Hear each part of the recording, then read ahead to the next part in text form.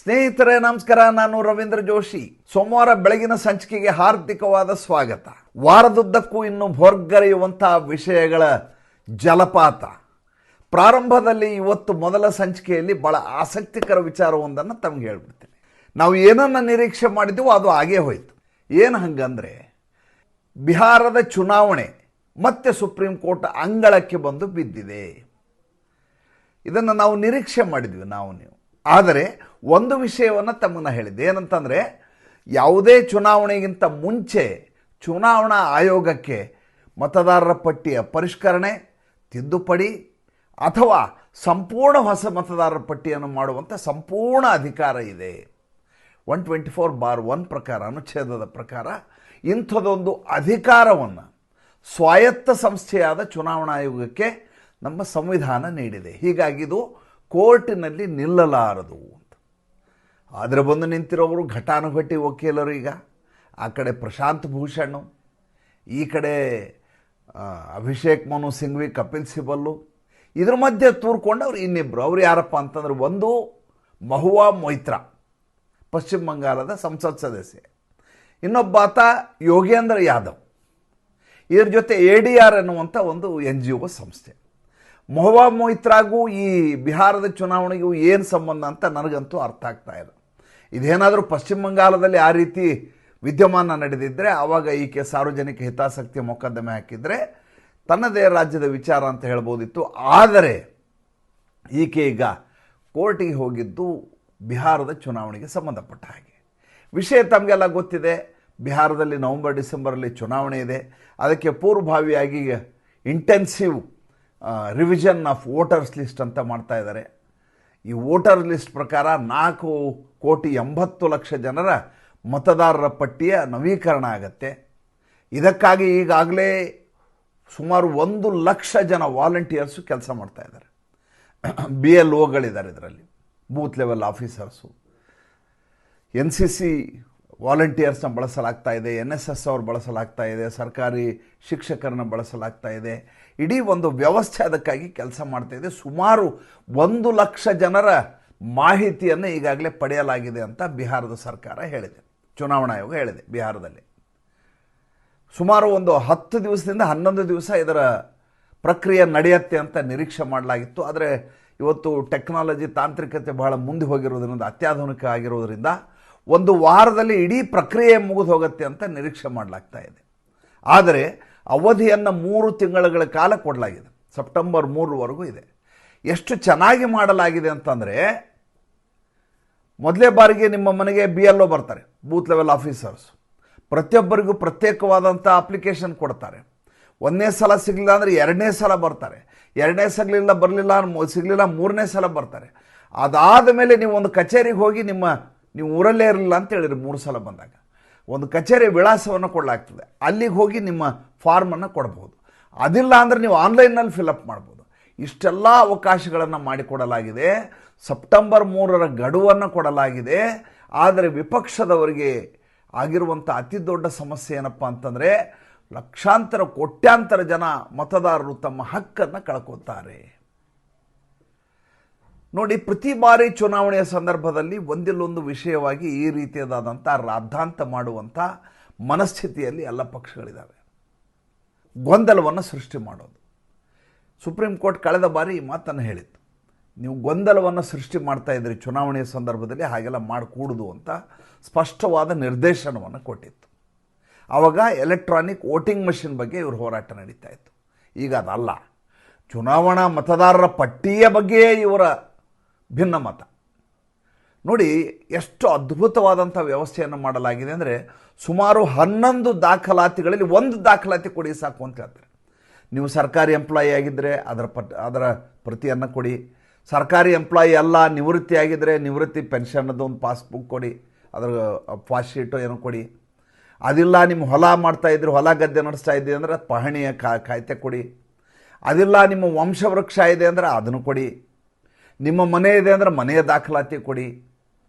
ಅದಿಲ್ಲ, ನಾವು ಹಿಂದುಳಿದ ವರ್ಗದವರು, ನಾವು SC ST ಏನೇನಿದಾವೆಲ್ಲ ಅದರಲ್ಲಿ ಯಾವುದಾದ್ರೂ ಇದ್ದರೆ ಆ ಜಾತಿ ಪ್ರಮಾಣ ಪತ್ರವನ್ನು ಕೊಡಿ. ಹೀಗೆ ಸುಮಾರು 11 ದಾಖಲಾತಿಗಳಿಗೆ ಅವಕಾಶ ಮಾಡಿಕೊಡಲಾಗಿದೆ.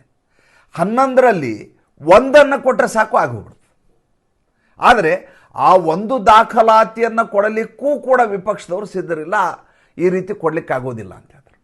ಅವ್ರು ಹೇಳ್ತಾ ಇರೋ ವಾದ ಕೇಳಬೇಕು, ಅದು ಭಾಳ ಇಂಟ್ರೆಸ್ಟಿಂಗ್ ಆಗಿದೆ. ಅವ್ರು ಏನು ಹೇಳ್ತಾರೆ ಅಂತಂದರೆ, ಈಗ ನೋಡಿ ಭಾಳ ತುಂಬ ಸೂಕ್ಷ್ಮವಾಗಿ ಗಮನಿಸಿದ ನಾನು, ಇವರು 2016ರಲ್ಲಿ ನರೇಂದ್ರ ಮೋದಿ 2014ಕ್ಕೆ ಬಂದರು, ಆಧಾರ್ ಕಾರ್ಡ್ ಬಂದಿತ್ತು. ಅದಾದಮೇಲೆ ಕಡ್ಡಾಯಗೊಳಿಸಲಾಯಿತು, ಆಧಾರ್ ಕಾರ್ಡನ್ನು ಬ್ಯಾಂಕ್ ಅಕೌಂಟ್ ಜೊತೆ ಜೋಡಿಸ್ಬೇಕು, ವೋಟರ್ ಐ ಡಿ ಜೊತೆ ಜೋಡಿಸ್ಬೇಕು, ಅದನ್ನು ಸಿಟಿಜನ್ ಕಾರ್ಡ್ ರೀತಿ ಬಳಸಬೇಕು ಅಂತ ಸರ್ಕಾರ ಭಾಳ ಪ್ರಯತ್ನ ಮಾಡ್ತು. ಆವಾಗ ಇದೇ ಪ್ರಶಾಂತ್ ಭೂಷಣ್, ಇದೇ ವಿಪಕ್ಷದವರು, ಇದೇ ಅಭಿಷೇಕ್ ಮನು ಸಿಂಘ್ವಿ, ಇದೇ ಕಪಿಲ್ ಸಿಬಲ್ 38 ದಿವಸಗಳ ಕಾಲ ಕೋರ್ಟಿನಲ್ಲಿ, ಸುಪ್ರೀಂ ಕೋರ್ಟಿನಲ್ಲಿ ವಾದ ಮಂಡನೆ ಮಾಡಿ ಆಧಾರ್ ಕಾರ್ಡನ್ನು ಕಂಪಲ್ಸರಿ ಮಾಡಬಾರದು ಅಂತ ಹೋರಾಟ ಮಾಡಿದರು. 5 ಜನರ ಸಂವಿಧಾನ ಪೀಠ ಆಧಾರ್ ಕಾರ್ಡನ್ನು ಇಟ್ಕೊಂಡು ಎಲ್ಲದಕ್ಕೂ ನೀವು ಲಿಂಕ್ ಮಾಡೋದು ಸರಿಯಲ್ಲ, ಇದು ಆಧಾರ್ ಕಾರ್ಡನ್ನು ಅನಿವಾರ್ಯ ಮಾಡಿಬಿಡಬೇಡಿ, ಅದು ಕಡ್ಡಾಯಗೊಳಿಸ್ಬೇಡಿ, ಆ ರೀತಿ ಮಾಡೋದರಿಂದ ಭಾಳಷ್ಟು ಜನರಿಗೆ ಅನ್ಯಾಯ ಆಗತ್ತೆ. ಅಲ್ಲ ಸ್ವಾಮಿ, ಈ ದೇಶದ ನಾಗರಿಕರು ಹೋಗೊಂದು ಆಧಾರ್ ಕಾರ್ಡ್ ಮಾಡಿಸ್ಕೊಂಡು ಅದನ್ನು ಎಲ್ಲದಕ್ಕೂ ಲಿಂಕ್ ಮಾಡೋಕ್ಕೆ ಏನು ಸಮಸ್ಯೆ? ಬೇಡ, ನಮ್ಗೆ ಆಧಾರ್ ಕಾರ್ಡ್ ಬೇಡ. ಕಾಂಗ್ರೆಸ್ ಕಾಲದಲ್ಲಿ ಆಧಾರ್ ಕಾರ್ಡ್ನ ಐಡಿಯಾ ಬಂದದ್ದು, ಆದರೆ ಅದು ಪ್ರಧಾನಮಂತ್ರಿಯವರು ಲಿಂಕ್ ಮಾಡ್ತಾರೆ ಅಂದ ತಕ್ಷಣ ಬೇಡ.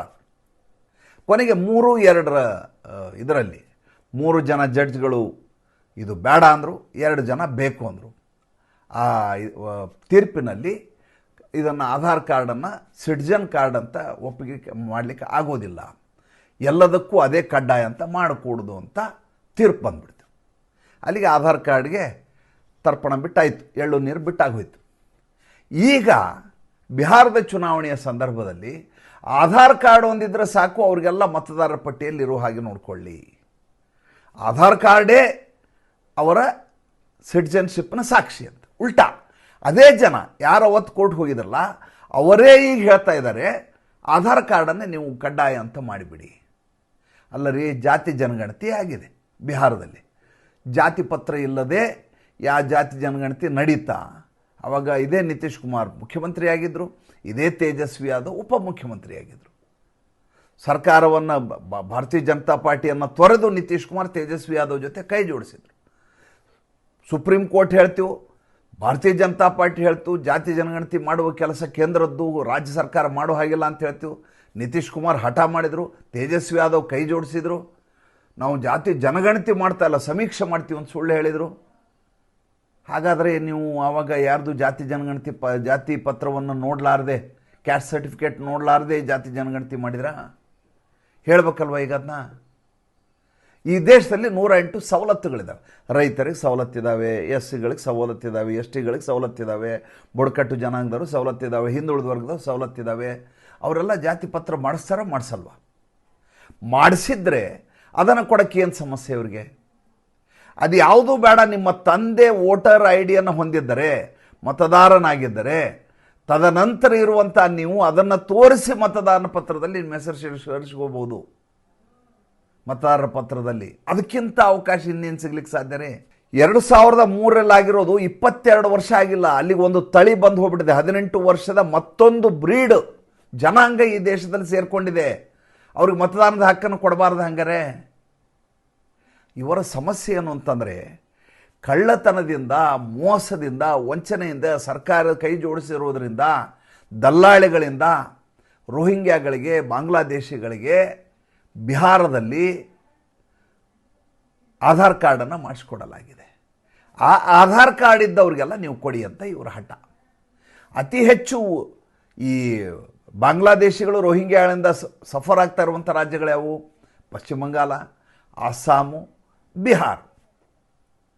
ಆ ಬಿಹಾರದಲ್ಲಿ ಚುನಾವಣೆ ಇದೆ. ಬಿಹಾರದ ಚುನಾವಣೆಯಲ್ಲಿ ಈ ಮುಸಲ್ಮಾನರು ಅಂತ ಹೇಳ್ಕೊಳ್ಳುವಂಥ ಇದೊಂದು ತಳಿ ಏನಿದೆಯಲ್ಲ, ಈ ತಳಿಗೆ ವೋಟಿಂಗ್ ಅವಕಾಶ ಮಾಡಿಕೊಡ್ಬೇಕು. ಎಂಥ ದುರಂತ ನೋಡಿ, ರಾಜಕಾರಣಿಗಳು ದೇಶವನ್ನೇ ಮಾರಲಿಕ್ಕೆ ಸಿದ್ಧರಾಗಿಬಿಡ್ತಾರೆ ಒಂದು ಹಂತದಲ್ಲಿ ಅನ್ನೋದಕ್ಕೆ ಇದಕ್ಕಿಂತ ಉದಾಹರಣೆ ನಿಮಗೆ ಎಲ್ಲೂ ಸಿಗಲಿಕ್ಕೆ ಸಾಧ್ಯವೇ ಇಲ್ಲ. 2 ಕೋರ್ಟಿನ ಆದೇಶಗಳನ್ನು ಹೇಳ್ತೀನಿ. ಒಂದು 1995ರದ್ದು, ಇನ್ನೊಂದು 2013. 2 ಪ್ರಕರಣಗಳು ಗೋವಾದಲ್ಲಿ ನಡೆದು. 1995ರಲ್ಲಿ ಗೋವಾಗೆ ಸಂಬಂಧಪಟ್ಟ ಹಾಗೆ ಒಂದು ಸುಪ್ರೀಂ ಕೋರ್ಟ್ನಲ್ಲಿ ಮೊಕದ್ದಮೆ ಬಂದ ಸಂದರ್ಭದಲ್ಲಿ ಅಲ್ಲಿರುವಂಥ ವಿದೇಶಿಯರು ಮತ ಹಾಕ್ತಾ ಇದ್ದಾರೆ ಅನ್ನುವಂಥ ಒಂದು ಅರ್ಜಿ. ಆವಾಗ ಸುಪ್ರೀಂ ಕೋರ್ಟ್ ಒಂದು ವರ್ಡಿಕ್ಟನ್ನು ಕೊಡ್ತು. ಏನಂತ ಹೇಳ್ತು ಅಂತಂದರೆ, ಮತದಾನದ ಹಕ್ಕಿನಿಂದ ವಂಚಿತನಾಗುವುದು ಎಂಥ ಅಪರಾಧವೋ ಹಾಗೇ ಯಾವುದೋ ಒಬ್ಬ ವಿದೇಶಿ ಬಂದು ಭಾರತದಲ್ಲಿ ಮತ ಹಾಕುವುದು ಕೂಡ ಅತಿ ದೊಡ್ಡ ಅಪರಾಧ, ಅಕ್ಷಮ್ಯ ಅಪರಾಧ. ಆದ್ದರಿಂದ ಆ ರೀತಿ ವಿದೇಶಿ ಜನ ಬಂದು ಓಟ್ ಹಾಕಲಾರದ ಹಾಗೆ ಸಂಪೂರ್ಣವಾದಂಥ ರಕ್ಷಣೆಯನ್ನು ಮತದಾರರ ಪರಿಷ್ಕರಣೆಯ ಸಂದರ್ಭದಲ್ಲಿ ಮಾಡ್ಕೋಬೇಕು. ಅದೇ ರೀತಿಯಾಗಿ 1995, 2013 2 ಸಲ ಗೋವಾದಲ್ಲಿ ನಡೀತು. ಗೋವಾದಲ್ಲಿ ಪೋರ್ಚುಗೀಸರು ಬಂದು ಸೇರಿಕೊಂಡಿದ್ದಾರೆ. ಅವರು ಕೊಂಕಣಿ ಮಾತಾಡ್ಲಿಕ್ಕೆ ಶುರು ಮಾಡ್ತಾರೆ. ಅವರು ಕ್ರಿಶ್ಚಿಯನ್ರು ಅಂತ ಹೇಳ್ಕೊಂಡು ಅಲ್ಲೇ ಇದ್ದಾರೆ, ತಲೆತಲಾಂತರದಿಂದ ಇಲ್ಲೇ ಇದ್ದೀವಿ ಅಂತ ಹೇಳ್ತಾರೆ. ಈ ಸಮಸ್ಯೆ ಬಂದು ಅಲ್ಲಿ 2 ಸಲ ಮೊಕದ್ದಮೆ ಬಂತು. ಈಗ ಅವ್ರೇನು ಹೇಳ್ತಾರೆ, ಮಾನವ ಹಕ್ಕಿನ ಉಲ್ಲಂಘನೆ ಅಂತ ಹೇಳ್ತಾರೆ. 326 ಅನುಚ್ಛೇದದ ಪ್ರಕಾರ ನೀವು ಮತದಾರರ ಹಕ್ಕನ್ನು ಕಿತ್ತುಕೊಳ್ಳುವ ಮೂಲಕ ಮಾನವ ಹಕ್ಕಿನ ಉಲ್ಲಂಘನೆಯನ್ನು ಮಾಡ್ತಾ ಇದ್ದೀರಿ. ಮಜಾ ಅಂದರೆ ಈಗಿರುವಂಥ ಪ್ರಕರಣ ಇದೆಯಲ್ಲ, ಇದನ್ನು ಸುಪ್ರೀಂ ಕೋರ್ಟು ಮೊದಲು ಅಡ್ಮಿಟ್ ಮಾಡ್ಕೋಬೇಕು. ಇಷ್ಟು ಜನ ಹಾಕಿದ್ದಾರೆ ಕೇಸು. ಮಹುವಾ ಮೊಯ್ತ್ರ, ನಾನು ಹೇಳಿದ್ನಲ್ಲ ಈಗ, ಪ್ರಶಾಂತ್ ಭೂಷಣ್, ಮಹುವಾ ಮೊಯ್ತ್ರ, ADR, ಯೋಗೇಂದ್ರ ಯಾದವ್, ಎಲ್ಲರೂ ಒಂದು ರಾಶಿ ಜನ ಕೇಸ್ ಹಾಕ್ಯಾರ. ಅಡ್ಮಿಟ್ ಮಾಡ್ಕೋಬೇಕು. ಎರಡನೇದು ಮಾಡಬಹುದಾದ್ದೇನು, ಒಂದು ನೋಟಿಸನ್ನು ಸರ್ಕಾರಕ್ಕೆ ಜಾರಿ ಮಾಡಬಹುದು. ಅದಾದ ಮೇಲೆ ವಿಚಾರಣೆ ನಡೀಬೇಕು. ಅಷ್ಟೊತ್ತಿಗೆ ಈ ವೋಟಿಂಗದ್ದು, ಈ ಮತದಾರರ ಪಟ್ಟಿ ಮಾಡುವಂಥ ಪ್ರಕ್ರಿಯೆ 8-10 ದಿವಸದಲ್ಲಿ ಮುಗದೇ ಹೋಗುತ್ತೆ. ಇವರಿಗೆ ಭಯ ಏನು ಅಂತಂದರೆ, ಈ ಬಾರಿಯ ಚುನಾವಣಾ ಮತದಾರರ ಪಟ್ಟಿ ನಿರ್ಮಲವಾಗಿರುತ್ತೆ, ಯಾವುದೇ ಕಳಂಕಿತರು ಅದರಲ್ಲಿ ಸೇರಿಕೊಂಡ್ರಲ್ಲ. ಅಂದರೆ ಈ ರೀತಿ ವಿದೇಶಿಗಳು ಬರೋದು, ಇವರು ಯಾರ್ಯಾರೋ ರೋಹಿಂಗ್ಯಾಗಳು, ಆಮೇಲೆ ಬಾಂಗ್ಲಾದೇಶಗಳು ಎಲ್ಲ ಮತದಾರರ ಪಟ್ಟಿಯಲ್ಲಿ ಸೇರ್ಕೋತಿದ್ರಲ್ಲ, ಅದೆಲ್ಲದರಿಂದ ಹೊರತಾಗಿರುತ್ತೆ ಮತ್ತು ನ್ಯಾಯಯುತವಾದಂಥ ನಿಷ್ಪಕ್ಷಪಾತವಾದಂಥ ಚುನಾವಣೆ ನಡೆಯುತ್ತೆ. ನಿನ್ನೆ ಮಲ್ಲಿಕಾರ್ಜುನ ಮುತ್ಯಾಗೆ ಒಬ್ಬರು ಯಾರೋ ಪ್ರಶ್ನೆ ಕೇಳಿದರು, ಮತ್ತೆ ನೀವು ಬ್ಯಾಲೆಟ್ ಪೇಪರನ್ನೇ ಪ್ರತಿಪಾದನೆ ಮಾಡ್ತೀರಾ ಅಂತ. ಮಲ್ಲಿಕಾರ್ಜುನ ಮುತ್ಯ ಏನು ಹೇಳಿರಬೇಕು ಅಂತ ಆಲೋಚನೆ ಮಾಡಿ. ಮಲ್ಲಿಕಾರ್ಜುನ ಮುತ್ಯ ಒಂದು ರೀತಿಯಿಂದ ತಡಬಡಿಸಿದ್ರು ನಿಮ್ಗೆ ಹೇಳ್ತೀನಿ. ಒಮ್ಮೆ ಎಡಕ್ಕೆ ನೋಡ್ತಾರೆ, ಒಮ್ಮೆ ಬಲಕ್ಕೆ ನೋಡ್ತಾರೆ, ಒಮ್ಮೆ ಕೆಳಗೆ ನೋಡ್ತಾರೆ, ಏನೇನೋ ಮಾತಾಡ್ತಾರೆ, ಬಡಬಡಿಸ್ತಾರೆ. ಕೊನೆಗೆ ಗೊತ್ತಾಗತ್ತೆ ಮನುಷ್ಯನಿಗೆ, ಈಗ ಅರ್ಥ ಆಗ್ತಾಯಿದೆ ಬ್ಯಾಲೆಟ್ ಪೇಪರಿಂದ ಚುನಾವಣೆ ಮಾಡೋಕ್ಕಾಗಲ್ಲ, ಹಾಗೆ ಹೇಳಿದ್ರೆ ಕ್ಯಾಕರ್ಸ್ ಹೋಗಿತಾರೆ ಎಲ್ಲರೂ ಅಂತ ಈತನಿಗೆ ಗೊತ್ತಾಗಿದೆ ಅನ್ನೋದು ಸ್ಪಷ್ಟ ಆಗುತ್ತೆ. ಏನಾಗುತ್ತೆ ಕಾದು ನೋಡೋಣ. ಭಾಳ ಇಂಟ್ರೆಸ್ಟಿಂಗ್ ಆದ ವಿಚಾರ. ಒಂದು ಮಾತಂತೂ 100ಕ್ಕೆ 100 ದಿಟ. ನರೇಂದ್ರ ಮೋದಿ ಅವರು ಸಂಕಲ್ಪ ಮಾಡಿ ಮತದಾರರ ಪಟ್ಟಿ ಆಗಬೇಕು, ಇಂಟೆನ್ಸಿವ್ ವೋಟರ್ ಲಿಸ್ಟ್ ಆಗಬೇಕು ಅಂತ ತೀರ್ಮಾನ ಮಾಡಿದ್ದಾರೆ ಅಂತ ಆದ ಮೇಲೆ, ಚುನಾವಣಾ ಆಯೋಗ ಅಂತ ಹೊಂದಿದ್ದು ಅದಕ್ಕೆ ಜ್ಞಾನೇಶ್ ಕುಮಾರ್ ಅನ್ನುವಂಥ ಒಬ್ಬ ದಕ್ಷ ಅಧಿಕಾರಿ ಇದ್ದಾರೆ ಅಂತ ಅಂದ ಮೇಲೆ ಈ ರೀತಿಯಾದಂಥ ಯಾವ ನಾಟಕಗಳು ಕೂಡ ನಡೆಯೋದಿಲ್ಲ. ಚುನಾವಣೆ ಹೊಸ ಮತದಾರರ ಪಟ್ಟಿಯಿಂದನೇ ಆಗತ್ತೆ, ನಮ್ಮ ಕಣ್ಣೆದುರಿಗೆ ಆಗತ್ತೆ. ಅದು ನನ್ನ ನಂಬಿಕೆ. ನೋಡೋಣ. ಮತ್ತು ಮುಂದಿನ ಸಂಚಿಕೆಯಲ್ಲಿ ಹೊಸ ವಿಷಯದೊಂದಿಗೆ ಬರ್ತೇನೆ. ಸಂಚಿಕೆ ಇಷ್ಟ ಆಗಿದ್ದರೆ ಲೈಕ್ ಮಾಡಿ, ಫಾಲೋ ಮಾಡಿ, ಶೇರ್ ಮಾಡಿ. ದಯವಿಟ್ಟು ನಮ್ಮ ಮುಕ್ತ ಪತ್ರಿಕೋದ್ಯಮಕ್ಕೆ ಆರ್ಥಿಕವಾಗಿ ಬೆಂಗಾವಲಾಗಿ ನಮಸ್ಕಾರ.